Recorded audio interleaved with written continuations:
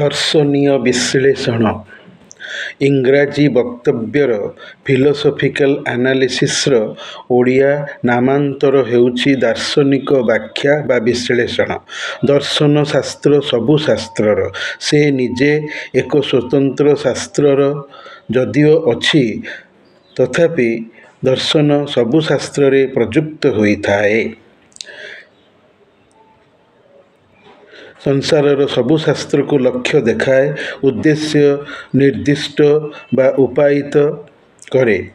ନହେଲେ ସବୁ ଶାସ୍ତ୍ରରେ ଦର୍ଶନର ଚାହିଦା ନଥାନ୍ତା, ସବୁ ଶାସ୍ତ୍ରକୁ ଦାର୍ଶନିକ ମାନକ ଦିଆଯାଇ ନଥାନ୍ତା। ଦର୍ଶନ ବିଦ୍ୟା ଯେଉଁଠି ଲାଗୁଛି, ସେହି ଲାଗିବାର କାରଣକୁ ସୁବିସ୍ତୃତ ଭାବରେ ଜାଣିବାର ତଥ୍ୟ ଅନୁସନ୍ଧାନର ନାମ ଦାର୍ଶନିକ ବ୍ୟାଖ୍ୟା ବା ଫିଲୋସଫିକାଲ ଆନାଲିସିସ୍। ଜଗତର ଛୋଟ ବଡ଼ ସବୁ ବସ୍ତୁରେ ସବୁ ପ୍ରକାର କଥାରେ ଦର୍ଶନ ବିଦ୍ୟା ରହିଛି, ଅଛି ବୋଲି ତା'ର ଆବଶ୍ୟକତା ବଢ଼ିଯାଇଛି, ନହେଲେ ବୃଦ୍ଧି ପାଇ ନଥାନ୍ତା। ଅଳ୍ପରେ ଜାଣିବା ସିନ୍ଥେସିସ୍ ଏବଂ ସୁବିସ୍ତୃତ ଉପାୟରେ ଜାଣିବା ଆନାଲିସିସ୍। ଦର୍ଶନରୁ ଦର୍ଶନଶାସ୍ତ୍ର ଆସିଛି। ଦର୍ଶନ ଆଖିରେ ତଥା ଚିନ୍ତାରେ ହୋଇଥାଏ। ସେଥିରୁ ଯାହା ଉପଲବ୍ଧି ମିଳେ ସେଇଟା ଜ୍ଞାନ। ଆଖିରେ ଦେଖିକି, ଚିନ୍ତାରେ ଅନୁଭବ ଉପଲବ୍ଧି କରିକି, ବୁଦ୍ଧିର ଦେଖିବାରେ ଦର୍ଶନ ଥାଏ। ସେଥିରୁ ବ୍ୟାଖ୍ୟା ବା ବିଶ୍ଳେଷଣ ଆସେ। ସାରାଂଶରେ ଲକ୍ଷ୍ୟ ନିର୍ଦ୍ଧାରଣରେ ଦର୍ଶନ ଓ ସେଇ ଦର୍ଶନ କେମିତି ହେଲାରେ ତା'ର ବ୍ୟାଖ୍ୟା ନିହିତ। ଛୋଟ ଏବଂ ପରିଚିତ ବୋଲିରୁ ବି ଦାର୍ଶନିକ ବ୍ୟାଖ୍ୟାକୁ ସହଜରେ କଢ଼ା ଯାଇପାରିବ। ଆମେ ଚାହିଁଲେ ଖୋଜି କାଢ଼ି ବା ଆବିଷ୍କାରି ପାରିବା। ଦର୍ଶନ ଚିନ୍ତାର ସମୂଳ, ସାରାଂଶର ଖେଳ। ଯୁକ୍ତି ଦେଇ ଏହା ପ୍ରଜ୍ୱଳିତ, ମନର ଆଶ୍ୱସ୍ତିରେ ନିର୍ବାପିତ।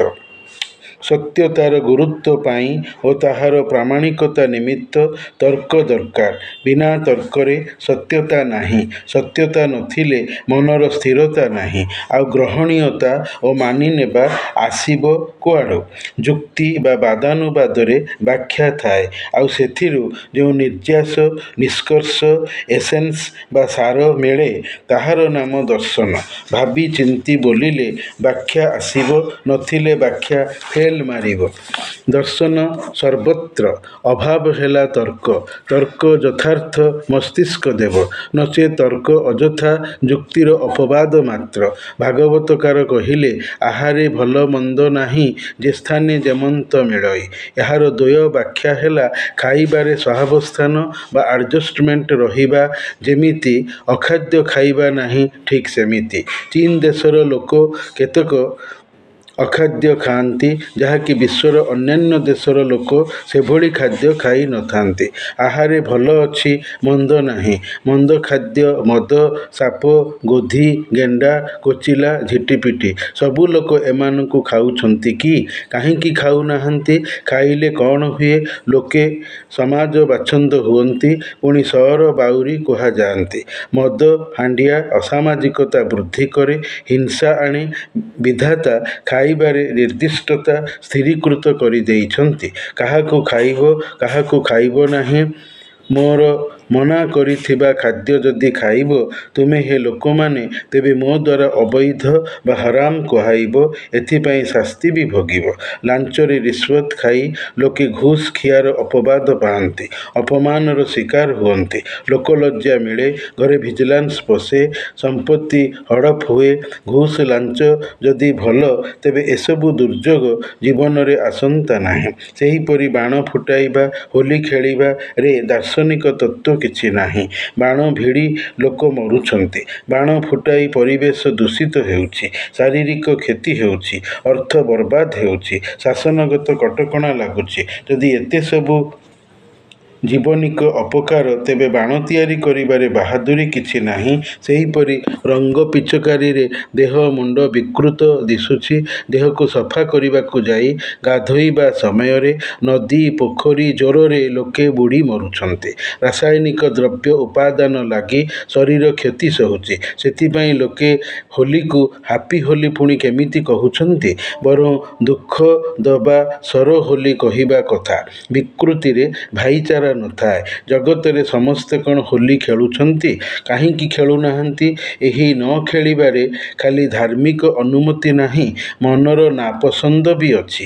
ମୁସଲମାନ ଲୋକର ହୋଲି ଖେଳିବାରେ ଧାର୍ମିକ ଅନୁମତି ନାହିଁ, କିନ୍ତୁ କିଛି ହିନ୍ଦୁ ବି ବିକୃତି ପାଇଁ ହୋଲି ଖେଳି ନଥାନ୍ତି। ଏଥିରେ ଯାହା ସବୁ ଶ୍ରମ ସଂଯୋଜିତ ସେସବୁ ବୃଥା। ପୁଣି ଆମେ ଦେହ ସଫା କରିବାର ପୂର୍ବ ଅବସ୍ଥାକୁ ଫେରି ଆସିବାର ଯତ୍ନ କଲେ ବି ସବୁ ଲୋକଙ୍କୁ ଏହି ପ୍ରଯତ୍ନ ମିଳେ ନାହିଁ। ବରଞ୍ଚ ଦୁଃଖ ଅପବାଦ ଭୋଗାଯାଏ। ଦିନ ଯାଏ, ଚିହ୍ନ ମାତ୍ର ରହିଥାଏ। ମଲା ପର୍ଯ୍ୟନ୍ତ ଗୁମୁରି ଗୁମୁରି କାନ୍ଦିବା ସାର ହୁଏ। ଏହି ମର୍ମରେ ଦିବ୍ୟ ପବିତ୍ର ଗ୍ରନ୍ଥ କୋରାନ କହେ, ଆମ୍ଭେ ଆଲ୍ଲାହ ଅମାନିଆ ମଣିଷଙ୍କର ପାଖକୁ ଶଇତାନ ପଠାଉ କି ସେମାନେ ଏଭଳି ଲୋକଙ୍କୁ ଖୁବ୍ ଉଛାଳୁଛନ୍ତି, ନଚାଉଛନ୍ତି। ଆଉ ସେଥିରୁ ଏହି ଅବହେଳିତ ଲୋକଙ୍କୁ ଆମର କଥା ନ ମାନିଥିବା ହେତୁ ଅକସ୍ମାତ୍ ସେମାନଙ୍କୁ ମୃତ୍ୟୁ ଦ୍ୱାରା ଏବଂ ଶାରୀରିକ ପୀଡ଼ା ଦେଇ ଧରିନେଉ। କ'ଣ ଏଥିରୁ କିଛି ମିଳିଲା?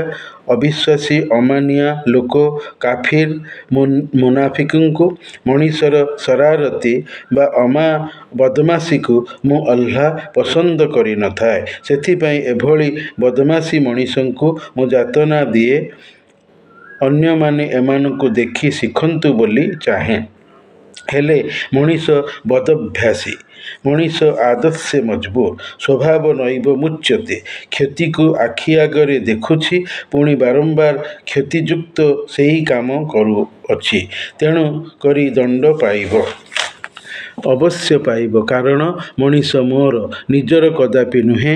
ଯଦି ନିଜର ଥାଆନ୍ତା ତେବେ ଗର୍ଭରେ ମଣିଷ ସୃଷ୍ଟି କରିପାରନ୍ତା। କରିପାରୁନି ବୋଲି ତ ବାଞ୍ଝ ବା ବନ୍ଧ୍ୟା ଆଣ୍ଠୁକୁଡ଼ା ରହୁଛି, ପୋଷ୍ୟପୁତ୍ର ଗ୍ରହଣ କରୁଅଛି। ପୋଷା ପୁଅ ଗୁଞ୍ଜାରୁଅ ବୋଲି ସଂସାରରେ ପ୍ରବାଦ ଅଛି।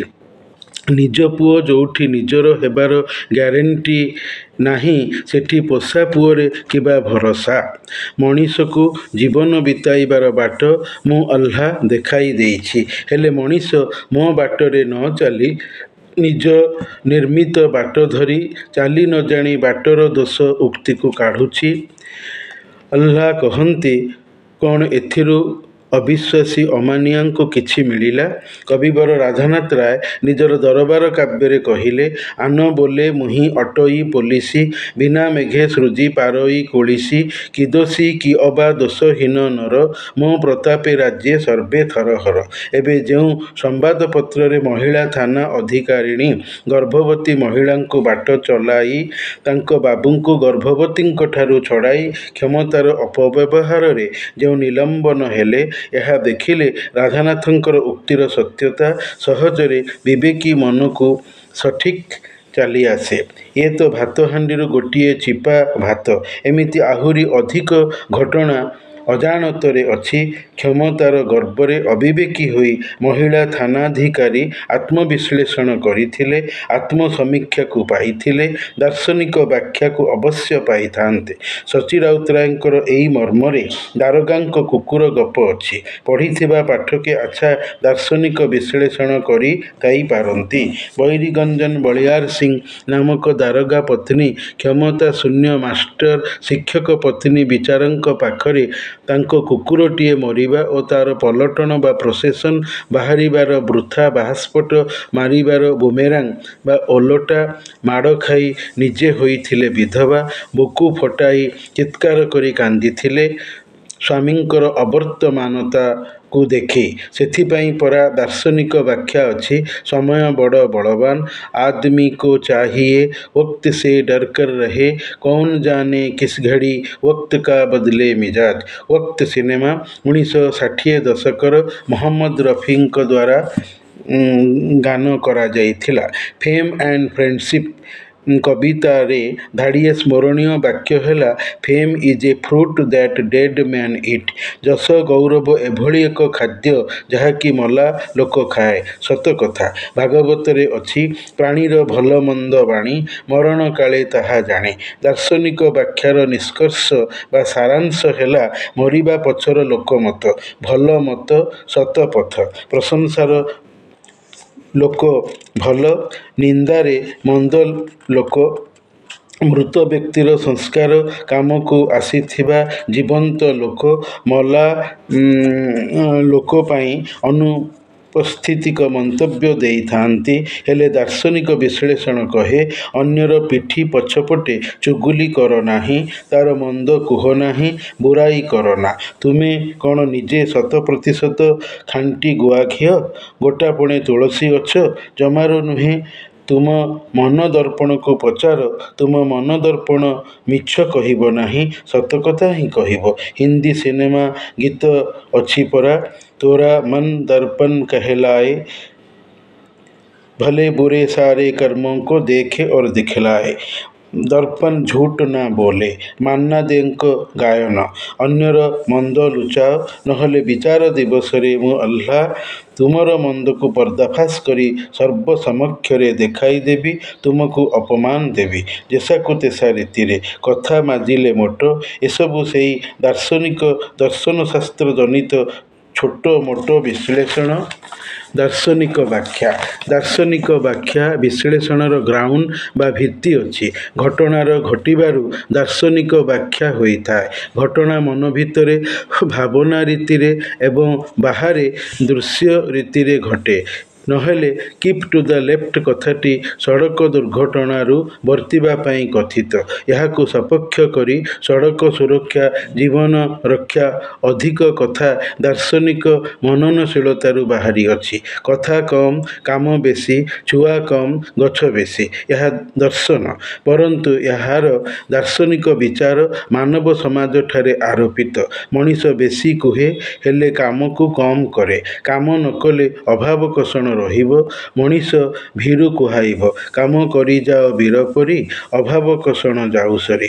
କର୍ମ କର, କର୍ମ କର ଭାଇ, କର୍ମଠାରୁ ପୁଣ୍ୟ ଆଉ ନାହିଁ।